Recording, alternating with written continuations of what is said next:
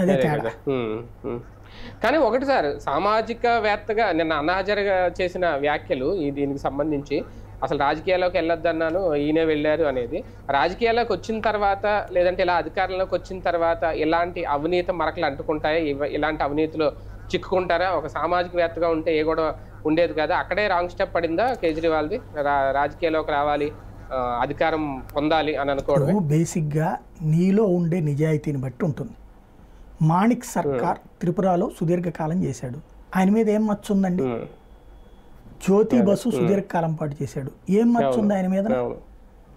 అలాగే నరేంద్ర మోడీ అవినీతి మచ్చ ఒక్కటి ఉందా? ఇన్నేళ్ల నుంచి ప్రైమ్ మినిస్టర్గా చేస్తున్నాడు, అంతకుముందు ముఖ్యమంత్రిగా చేశాడు, ఏదన్నా ఒక అవినీతి ముద్ర వేయగలిగారా?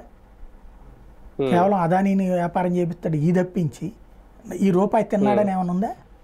నిజాయితీ అనేది నీలో ఉండాలి. నువ్వు తీసుకున్నటువంటి నిర్ణయం ప్రజామోదయోగ్యం అయ్యేటటువంటిది ఉండాలి.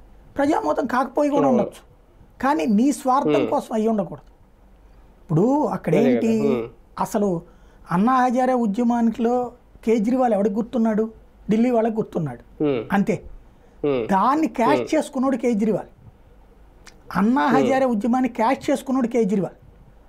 కానీ నిజాయితీగా తను ఎంతకాలం ఉన్నాడు అంటే ఉన్నాడు, చాలా రోజులు ఉన్నాడు. ఎప్పుడైతే తన పార్టీని ఎక్స్పాండ్ చేయాలనుకున్నప్పుడు తనలో నిజాయితీ